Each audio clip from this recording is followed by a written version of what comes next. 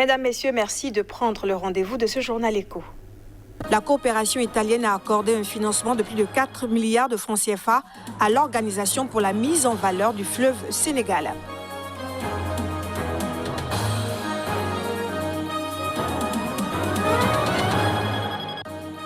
Le Trésor public camerounais a pu lever une enveloppe de 20 milliards de francs CFA sur le marché des titres publics de la Banque centrale des États de la CEMAC.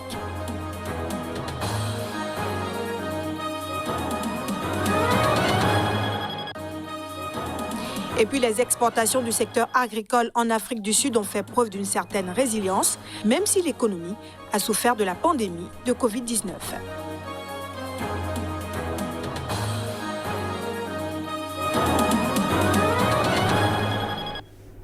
Au Sénégal, la coopération italienne a accordé un financement au pays de 4 milliards 500 millions de francs CFA à l'Organisation pour la mise en œuvre du fleuve Sénégal. Ce financement, dont la convention a été signée le 12 février, est destiné au projet d'appui au développement des filières semencières dans le bassin du fleuve Sénégal. Financé par la coopération italienne à hauteur de 4 milliards 500 millions de francs CFA, le PAFISEM, le projet d'appui au développement des filières semencières dans le bassin du fleuve Sénégal, vise à contribuer au renforcement de la production de semences et à la structuration de la filière semences de qualité. L'initiative vise en outre à promouvoir des actions de soutien aux mouvements paysans de la région, en particulier les associations de femmes et de jeunes, et à catalyser les ressources techniques et économiques. Ceci en promouvant l'innovation au niveau local et la structuration d'une filière porteuse d'un fort potentiel de développement économique. Avec ce projet, il s'agira de combler des gaps importants, tant en termes d'équipement que d'organisation et de formation. Le PAFISEM permettra assurément, selon les responsables, de contribuer à la modernisation de l'agriculture. Il faut dire que le partenariat entre l'Organisation pour la mise en valeur du fleuve Sénégal et la coopération italienne a démarré par un premier projet dénommé Projet d'appui à la gestion des ressources en eau et du Nexus eau énergie agriculture dans le bassin du fleuve Sénégal. L'Italie a contribué pour un montant de plus de 327 millions de francs CFA. En plus de ces structurations, la coopération travaille depuis 3 ans à la mise en œuvre d'activités au bénéfice des populations du bassin. Le 10 février 2021, le Trésor public camerounais a pu lever une enveloppe de 20 milliards de francs CFA sur le marché des titres publics de la Banque centrale des États de la CEMAC au travers d'une émission de bons du Trésor assimilable à 26 semaines. Le Cameroun se rapproche de la barre de 2% pour ses levées de fonds de court terme sur le marché monétaire. Le Trésor public camerounais a pu lever une enveloppe de 20 milliards de francs CFA sur le marché des titres publics de la BEAC, la Banque centrale des États de la CEMAC. L'institution révèle qu'en plus d'avoir été sursouscrite à 190%, l'opération s'est dénouée à un taux d'intérêt moyen pondéré de 2,16%. En 2020, sur les opérations de même maturité, le Cameroun affichait des taux moyens de 2,4 voire 2,7%. En ce début d'année 2021, donc, le principal animateur du marché monétaire de la CEMAC se rapproche un peu plus de la barre de 2% de taux d'intérêt pour ses emprunts de court terme. Toute chose qui contribue à renforcer son statut de pays s'endettant le moins chèrement sur le marché des titres en Afrique subsaharienne.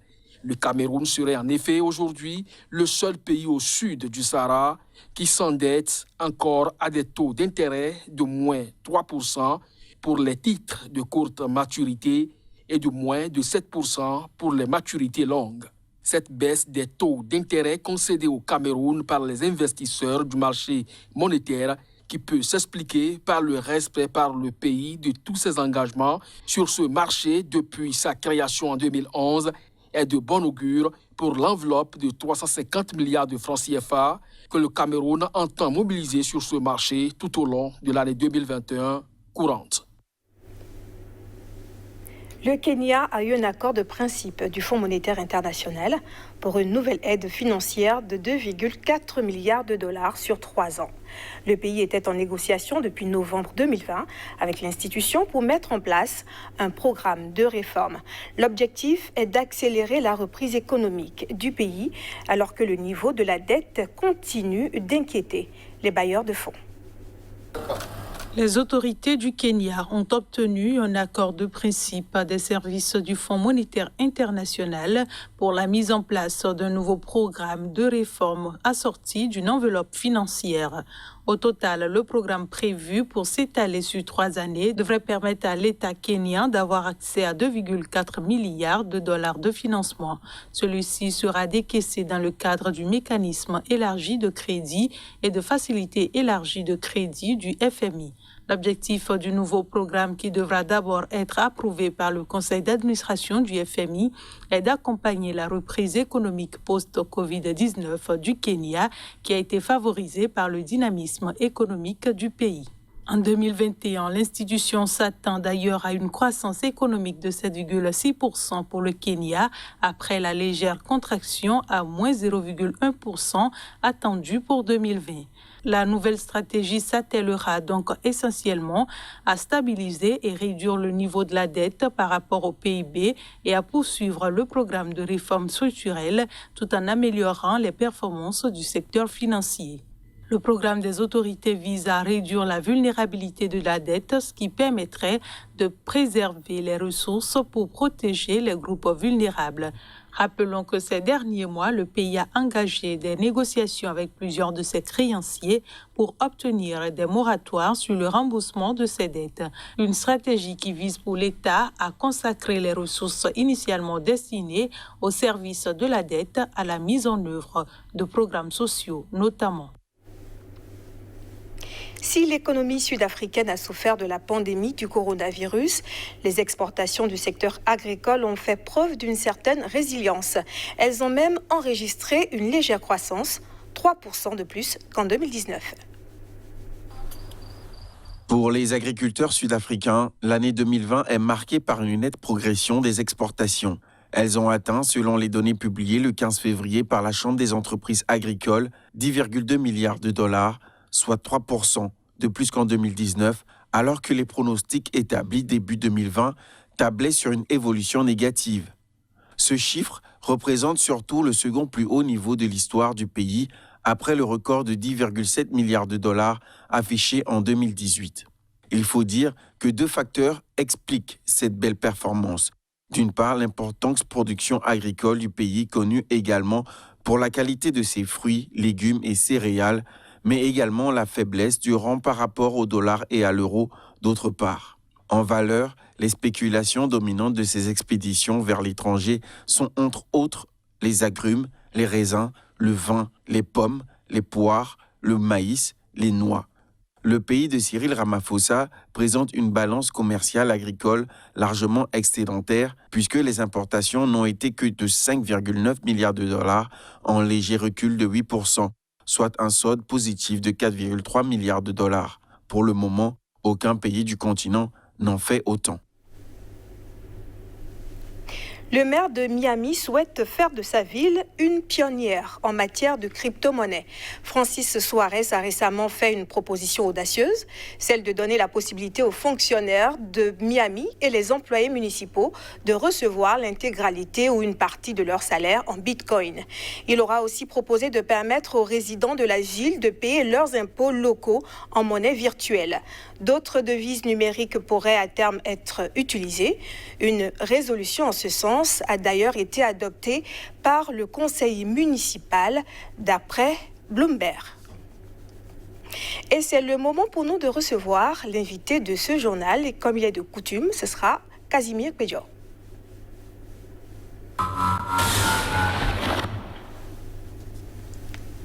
Casimir Pédior, merci d'être avec nous. Tout le plaisir pour nous.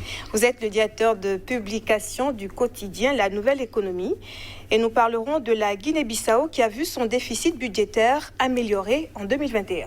C'est bien ça, Bénédicta. Il faut dire que ce pays, très souvent classé dernier donc, de l'Union économique et monétaire ouest africaine a vu donc son déficit budgétaire pour le compte de l'année budgétaire 2021 amélioré, et ceci pour relancer donc son économie après l'année lugubre de la pandémie liée à coronavirus, où le pays avait donc connu une contraction de son produit intérieur brut autour de 1,5%, meilleur, dirait-on, donc au niveau de la région en ce qui concerne donc les conséquences de cette pandémie. Mais contre toute attente, le pays compte redresser donc la pente, aller donc vers une croissance des meilleurs en doublant donc les 1,5% et en affichant donc pour le compte de l'année 2021 3,0% de taux de croissance. Des facteurs favorables à cet optimisme économique?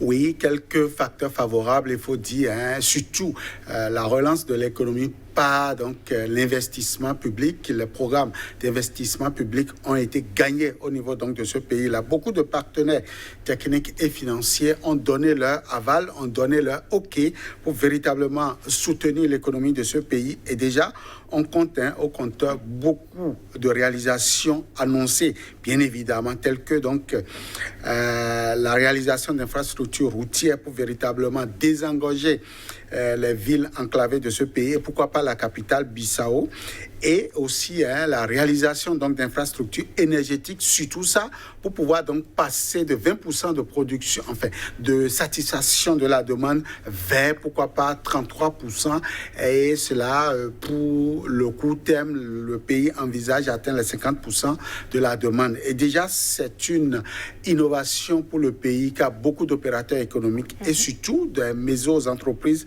commencent déjà par ovationner cette décision, même si elle reste encore à l'étape de projet au niveau de ce pays. En tout cas, la Guinée-Bissau veut se compter parmi les pays qui ont la chance de reprendre donc le souffle économique après la pandémie de coronavirus, et certainement que les investisseurs seront véritablement conciliants envers ce pays-là. Merci Casimir Pédior pour votre intervention dans cette édition.